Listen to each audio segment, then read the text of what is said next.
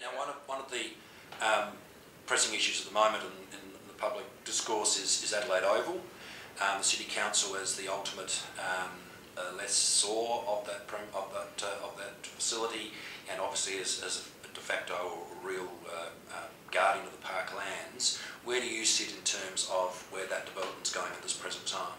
There's only one non-negotiable for me, and that is the Oval must be redeveloped.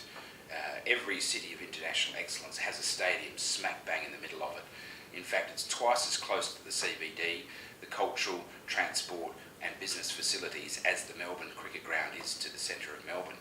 They get 50% of public people using public transport. I strongly believe that anyone attending a major sporting event at Adelaide Oval should get free public transport, and if they did, we should be batting, pardon the pun, at well over 60%. Certainly I think in the short to medium term we should very definitely be focusing at potentially 70%. Adelaide Oval is the single biggest piece of public transport infrastructure in the history of South Australia. With the electrification of the rail system, this is a fantastic opportunity to start to change the culture of our community and get people back onto public transport so they can have a few beers before the game, a couple after, and really enjoy the cultural facilities that the City of Adelaide has and bring the CBD alive.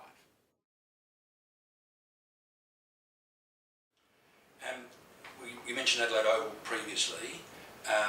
What's your position about the development in the sense of, is this a good idea, or what are the caveats that you have about it going forward? Look, I think it's a great idea to have football here, and I think Adelaide Oval's the perfect place with respect to public transport, because we can get the trains, the buses and the trams all head into the city.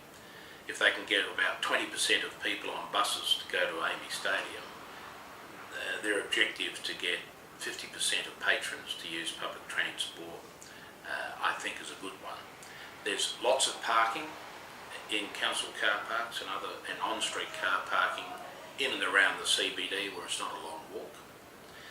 The issue of car parking on the parklands, I think we can come to an acceptable range of compromises on that. They want an undercover car park, and that's good, an underground car park I should say. And of course they want to put a car park for about 900 just west of the Morford Street Bridge, which is largely disused railway yards. And so that would be very good as well, relieving pressure. So we're probably only talking about maybe 25-30 days of the year that they may want, where they may need to use the North Parklands as car parking. Now I know that there are some who would say we shouldn't have any car parking on the parklands. I think we've got to try and do all we can to make more and more people use public transport, and you can do that via pricing mechanisms on parking on parklands and things of this nature to encourage more people to use public transport.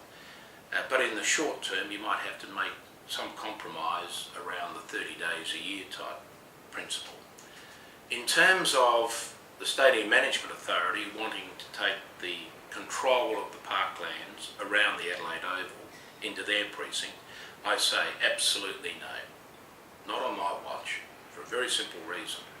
The parklands belong to all South Australians, not a private entity. Now I know it's SACA and I know it's the SANFL that make up the SMA, the Stadium Management Authority, that they are multi-million-dollar businesses. They're not your little local footy club or local community cricket club. They are multi-million-dollar organisations who pay the players, football and cricket, in terms of the hundreds of thousands of dollars a year.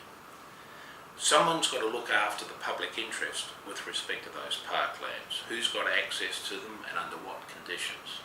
And that public interest is best served by being retained by the Adelaide City Council as part of the Adelaide Parklands. We must never cede control, care or custody of parklands to a private commercial entity. And alongside those buildings, of course, the Adelaide Oval redevelopment, What are your views about the development as you currently understand it, and what would you be asking your councillors to support? Well, in principle, even this council, all the councillors support the developments of the Adelaide Oval, and I think this is developments that we're all very excited. Because we haven't seen big development in Adelaide for a long time. I think this development will excite the whole city, give new energy to the city. Property price might go up as well, but definitely is one of the best developments. I'm sensitive about some of the parking issue that we have got here. I just hope that the government has got the pocket deep enough to complete the project. I'm quite keen to see the whole riverbank developments, which is happening with the convention centre, with the festival centre coming up, and also the casino. But let's not make a mistake. Let's do it properly to make sure that this riverbank precinct do not have to be rebuilt again in 100 years' time. Let's do it properly. And where do you sit on the issue of car parking and either having cars parking on the Northern Parklands every week or so, and also the issue of ceding control of that area to the Stadium Management Authority? I'm actually monitoring this parking very seriously, and I know that SMA is looking at underground parking. There's integrated movements to make sure that the people move in and out quickly. There's a bridge.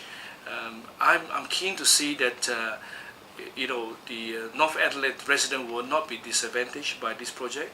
I personally do not support parking in the parkland, so that's definitely my stand.